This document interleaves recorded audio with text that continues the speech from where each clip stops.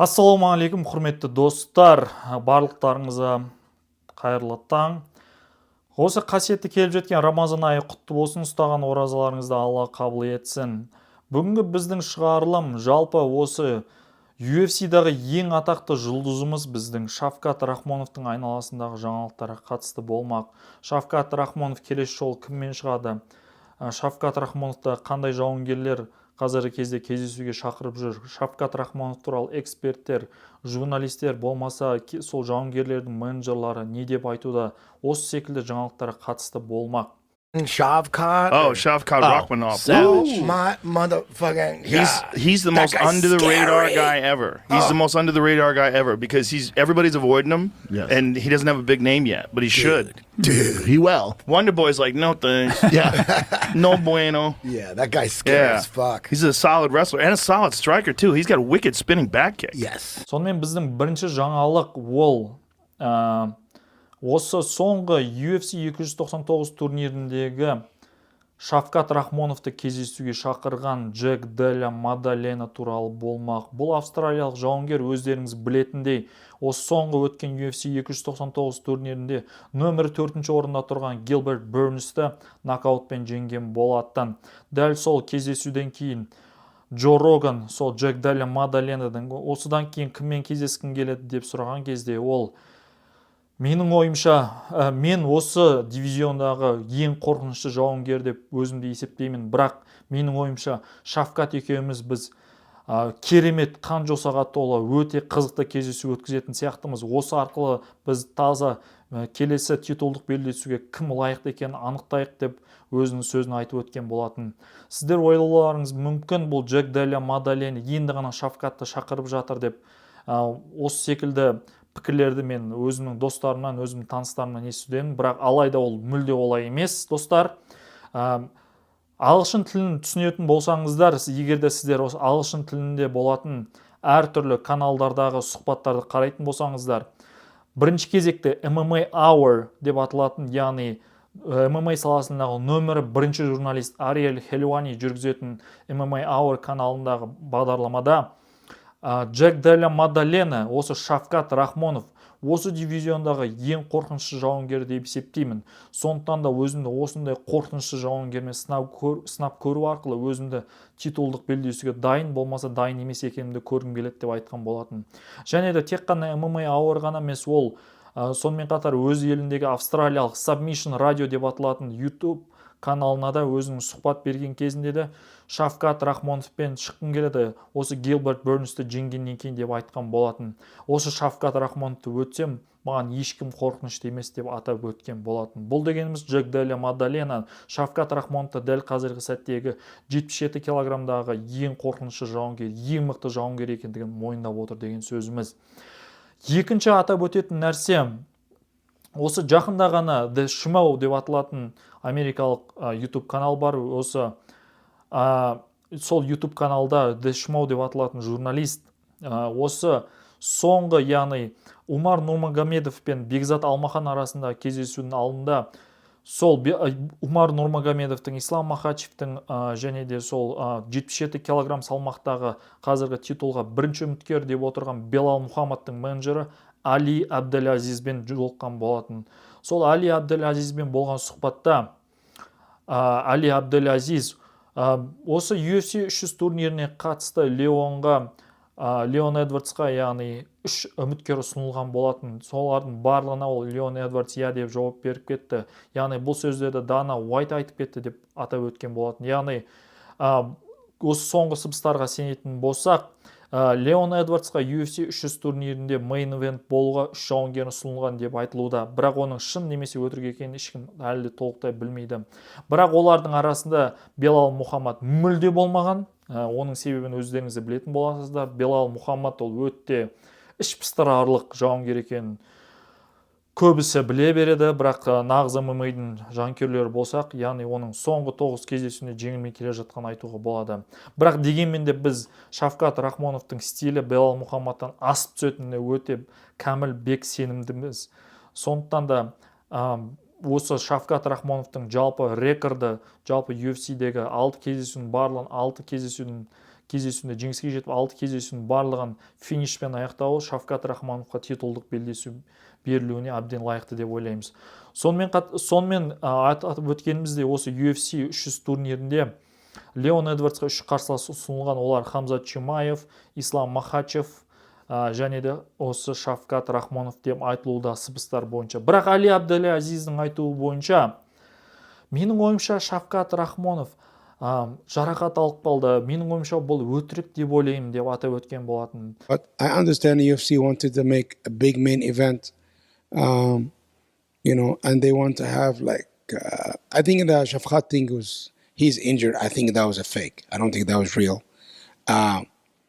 Дегенмен де біз барлығымыз білеміз, Шавкат Рахмонов осы соңғы кездесуіне UFC 296 турнирінде, яғни өткен желтоқсан айында кездесуге бар болғаны 28 күн қалған кезде осы аяғында сүйекті сындырып, табан жағында сүйектің біреуін сындырып, сол Стивен Томпсонмен кездесуге жарақат алып шыққан барлығымыз білеміз.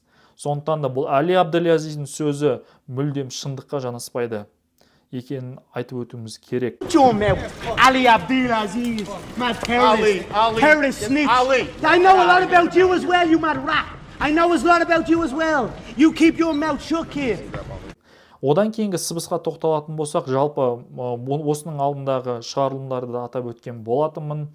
Осы қазіргі кезде топ 10-ға кіретін 77 килограмм салмақтағы ирландиялық Иэн Герри UFC 298 турниріндегі журналистерге сұхбат беру күнінде осы Шавкат Рахмонов пен Белал Мухаммад келесі титулдық белдесуге лайық деп ойлаймын деп. Яғни олар өздерінің кездесулері арқылы, өздерінің UFC-дегі өнер көрсетулері арқылы осы титулдық белдесуге лайық екендіктерін көрсетті деп атап өткен болатын. It makes sense that it's Belal. After Belal, it makes sense that it's Shavkat.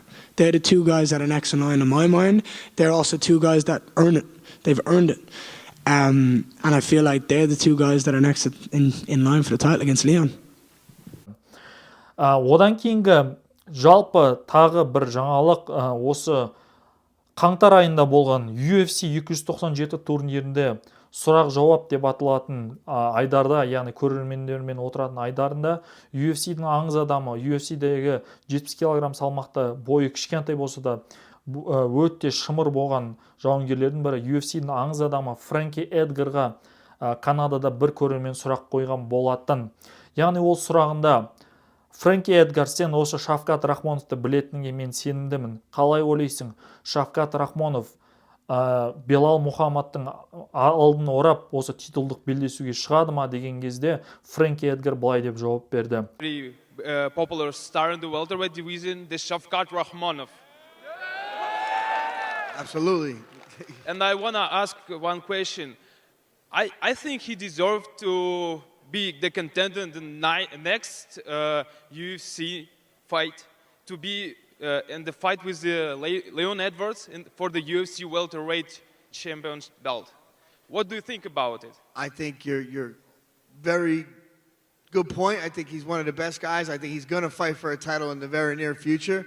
But I think Belal probably should get the next title shot, and then my man Shavkat get after that. Sorry. Әрине мен Шавкатты білемін, ол өте жақсы жауынгер, мықты жауынгер, бірақ менің досым Белал Мухаммад Шавкатқа қарағанда лайық деп ойлаймын деген болады. Дәл осы жауаптан кейін бүкіл Канададағы көрермендер, Торонто қаласындағы сол аренада отырған жанкүйерлердің барлығы гулдеп шықты. Яғни бұл дегеніміз Шавкат Рахмоновты тек қана Америкада, болмаса Қазақстанда, болмаса ТМД елдерінде ғана емес, сонымен қатар Канада болсын, басқа әлемнің барлық елдерінде Шавкат Рахмоновты барлық жанкүйерлер Белал Мухаммадқа қарағанда жақсы көреді деген сөз. Одан кейін атап өтетін нәрсе, осы жылдың басында болып өткен UFC Fight Night-тардың бірінде африкалық осы енді ғана 77 килограммда өнер көрсетіп жүрген, өзінің 3-ші болмаса 4-ші кездесуінде шыққан UFC-дағы Темба Гаримбо деп аталатын жауынгер, сол жауынгер өзінің жаңағы Зимбабведен шыққан жауынгер осы кездесуден кейін былай деп айтқан болатын: мен осы 77 килограмм салмақта чемпион болуға келе жатырмын. Менің ойымша чемпион кім болса да мен оны жеңуге дайынмын. Болашақта Леон Эдвардс болса да, болмаса Шавкат Рахмонов болса да, мен оларды жеңемін деп өте жаңағыдай өзінің хайптағы бір сөзін айтқан болатын. Жалпы Темба Гаримбо кім деген болсаңыздар, Темба Гаримбоның тарихы, UFC-ға келу тарихы өте аянышты. Яғни банктық счетында небәрі $7 ғана болып, яғни Америкада $7 деген ол өте ақша жоқ деген сөз. $7 мүлде жоқ.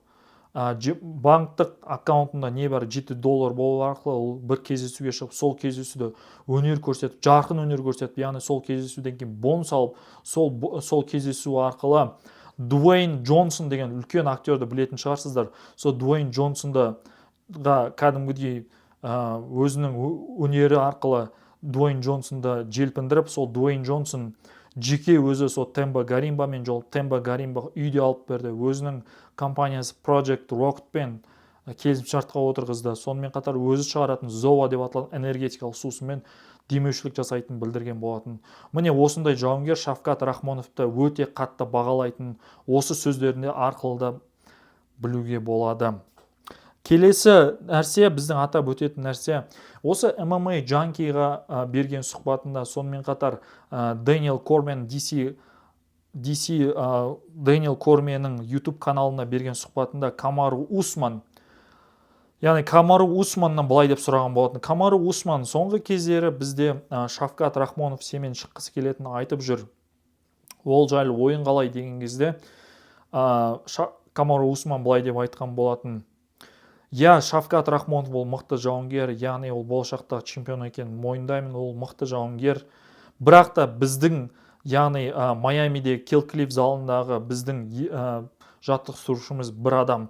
Яғни сіздер ойлап қалмаңыздар, Камару Усманның тек қана бір жерде ғана жаттығады деп. Камару Усман ол үлкен супер жұлдыз болғандықтан, өте аңыз адам болғандықтан, оның жаңағы соққы жағынан тренері ол Колорадо штатындағы Тревор Уитман болса, ал оның джиу-джитсу күрес жағындағы несі бапкері ол осы Kill Cliff залындағы Хенри Хуфт болып табылады. Яғни ол екі жақта да жаттығып жүретін жауынгер.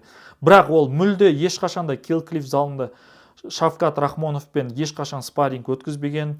Бұрынғы яғни видеолардан көріп айтуларыңыз мүмкін, олар спарринг өткізген деп. Жоқ, ол мүлде олай емес. Ол кезде тек қана әшейін 1-2 минуттық қана жалпы күрес стилін тексеріп көру мақсатында ғана болған нәрсе. Бірақ та олар нағыз спарринг өткізбеген. Ешқашан Шавкат Рахмоновтың сөзі айтуы бойынша Камару Усман Шавкатты нағыз қарсылас ретінде көріп, оған ешқашан жақындамаған бұл залда. Бірақ та Камару Усманның сөзі бойынша Хенри Хуфтты ыңғайсыз жағдайға қалдырмас үшін ол ешқашан жаңағыдай, егер титулдық белдесу болмаса, жай кездесуге шықпайтынын атап өткен болатын. Өйткені бұрын Камару Усман осы бір залда жаттығатын Гилберт Бернспен титулдық белдесуге шыққан болатын. Яғни өзінің титулын Гилберт Бернске қарсы қорғап, сол Гилберт Бернсті 2020 жылы пандемия уақытында нокаутпен жеңген болатын. Одан кейінгі атап өтетін нәрсе біздегі бұл қазіргі кездегі 77 килограмм салмақтағы нөмірі бірінші, яғни титулдық белдесуге лайық деп аталып жүрген Белал Мухаммад жайлы болмақ. Осыдан бір ай бұрын MMA Junkie каналында, яғни бұл өте MMA саласына ең үлкен платформалардың бірі, MMA Junkie каналында Белал Мухаммад өзінің интервьюінде былай деп айтқан болатын. So once I get the title, I beat Leon, who beat Usman, who's considered one of the GOATs. I walk through him, and then I fight Shavkat, who's on this undefeated streak. I beat him. My resume is going to be better than all these guys. Мен Леон Эдвардспен шығамын. Леон Эдвардсты жеңгеннен кейін осы 77 килограмм салмақты әділдік орнату арқылы мен келесі, яғни бірінші титулдық белдесуімде Шавкат Рахмоновпен жолығып, Шавкат Рахмоновты жеңемін деп шыққан болатын. Бірақ та шынын айту керек, құрметті көрермендер, Шавкат Рахмонов пен Белал Мухаммадтың жаңа өнер көрсетулерін салыстыратын болсақ, біз білетін, біз ғана емес, жалпы Дана Уайтта, UFC-дағы матчмейкерлерді біледі. Шавкат Рахмоновтың өнер көрсетуі Белал Мухаммадқа қарағанда әлде қайда жоғары екендігін білеміз. Дегенмен де жалпы Белал Мухаммадты титулға лайық дейтіндей бір ғана фактор, ол соңғы 9 кездесуінде жеңілмеген. Ол 9 кездесудің біреуінде Леон Эдвардспен шыққан кездесуінде ол кездесу no contest болған, яғни кездесу болмады деген сөз. Өйткені Леон Эдвардс Белал Мұхаммадтың көзінен шығып алғаннан кейінгі болған жағдай, яғни кездесу барысында. Сондықтан да Белал Мұхаммад осы Шавкат Рахмоновты бірінші титулдық кездесуге осы Шавкат Рахмоновпен шыққысы келетінін де атап өткен. Одан кейінгі атап өтетін нәрсем, жалпы бір подкасттардың біреуінде, мен осы жерге скриншотын қалдырып кететін боламын, бір подкасттардың біреуінде Дана Уайттан сұраған болатын. Дана Уайт жалпы қазіргі кезде әлемнің әртүрлі елдерінен әртүрлі мықты жауынгерлер, аты шығып атқан жауынгерлер бар деп. Солардың ішінде мен Шавкат Рахмоновты атап өткім келеді деген болатын. Сол кезде Дана Уайттың жауабы былай болды. Жалпы біздің қазіргі заманда нағыз ер адамдар азайып бара жатыр. Яғни Америкадан атап өтіп отыр бірінші кезекте, өйткені жалпы Дана Уайт ол ЛГБТ-ға қатысты тақырыптарды қозғағысы келмейтін адам, яғни жақтыртпайтын адам. Сондықтан да атап өткен болатын. Жалпы Америкада қазіргі кезде нағыз ер адамдар азайып бара жатыр деген сияқты келтіріп. Яғни ол Дағыстанның болмаса Қазақстан секілді елдерден мықты жауынгерлер келіп жатыр. Солардың ішіндегі жаңа Шавкат Рахмонов болсын, Ислам Махачев болсын, Хамзат Чимаевтар қазіргі кезде UFC-дің жұлдызына айналуда, яғни супер жұлдызына айналуда деп атап өтті.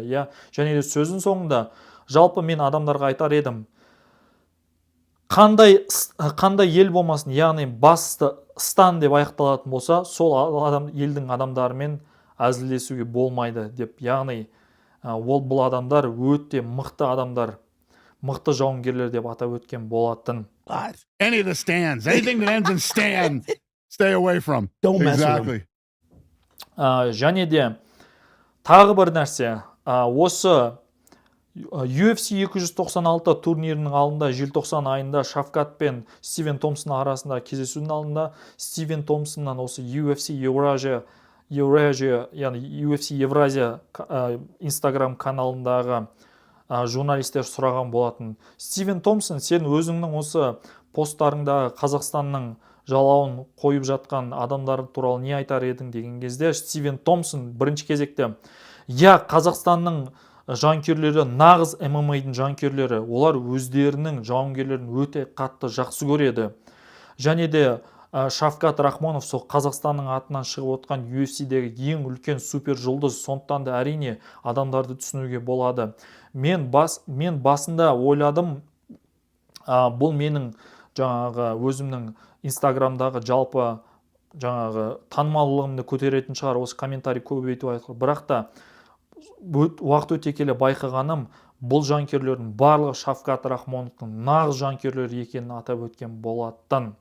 Так что я знаю лишь, что люди, которые родились там и выросли, это очень жесткие люди.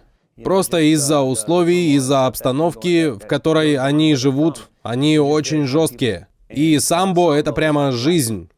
И борьба тоже, они живут этим. И ты можешь быть уверен, что когда ты бьешься с человеком, который из страны, заканчивающейся на стан, тебя ждет тяжелая ночь. Понимаешь, о чем я? Это будет непросто.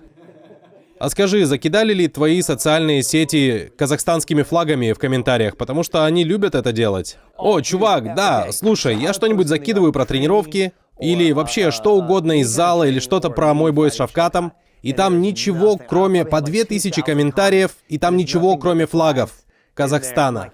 Поначалу я такой, о, ничего себе, как много комментов, посмотрим, что там. Я захожу, и там одни флаги. Но я думаю, что это классно, потому что они так сильно топят за Шавката.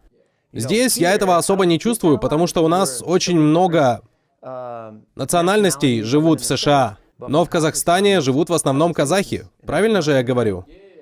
Да, так что они максимально топят за него. Я думаю, что он огромная звезда в Казахстане.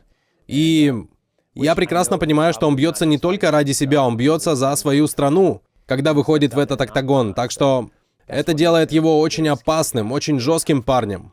Но мне предложили биться с ним, и он стоит выше меня в рейтингах, и все говорят, что он следующий чемпион. Және де соңғы осы тоқталып өтетін жалпы соңғы жаңалықтардың біреуі ол осы соңғы UFC 299 турнирінде Кевин Холландты жеңген UFC-де дебютін жасаған британиялық Майкл Веном Пейдж жайлы болмақ. Майкл Веном Пейдж жалпы осы ESPN UK деп аталатын, яғни ESPN-ның Британиядағы каналына сұхбат берген кезде Шавкат Рахмоновты өте тұрақты, өте мықты жауынгер, яғни өте сабырлы жауынгер деп атап өткен болатын. Яғни бұл дегеніміз Майкл Веном Пейдж бұл Шавкат Рахмоновты бақылап жүргендігін білдіреді. Және де Shock MMA деп аталатын каналда ол өзінің 77 килограмм салмақтағы жауынгерлердің тізімін жасаған болатын. Және де осы тізімде ол бірінші орынға Леон Эдвардсты қойды, екінші орынға Белал Мухаммадты қойды, үшінші орынға Гилберт Бернсті қойды, және төртінші орынға Камару Усманнан жоғары қылып Шавкат Рахмоновты қойған болатын. Бірақ та біз білеміз, Гилберт Бернспен барлық Гилберт Бернстің осы UFC-дағы карьерасын сыйлай отырып айтатын нәрсе, біз Гилберт Бернстен Шавкат Рахмоновтың қаншалықты жоғары екендігін атап өтуіміз керек. Яғни осы соңғы 299 турнирінде Гилберт Бернс нокаутпен жеңілген болатын. Бірақ та мен ойлаймын, дәл қазіргі сәтте мүмкін сіздер де білетін шығарсыздар, сіздер де ойлауларыңыз мүмкін. Шавкат Рахмонов ол 77 килограмм салмақтағы болашақ чемпион екеніне біз сенімдіміз. Және де біз соны Алла қаласа күтеміз, құрметті көрермен. Сондықтан да Шавкат Рахмонов жайлы мен сіздерге беретін кеңесім, жалпы орыс тілді контенттерді емес, бірінші кезекте осы UFC-дің айналасында жақын жүрген ағылшын тіліндегі YouTube контенттерді қараңыздар. YouTube контенттерде кейбір жерлерінде жаңағы нелер болады, субтитрлар болады, сол субтитрларды көріп қарасаңыздар да болады. Яғни атап өтетін нәрсе жалпы Full Send MMA, MMA Crazy, The Mac Life, MMA Junkie, MMA Hour, сонымен қатар Full Send MMA деп аталатын, Submission Radio деп аталатын, осы секілді ірі MMA айналасындағы жаңалықтарды бірінші болып шығаратын осындай платформаларды қараңыздар. Күндеріңіз жақсы өтсін, және де тағы да оразаларыңыз қабыл болсын, құрметті көрермен. Келесі жолыққанша.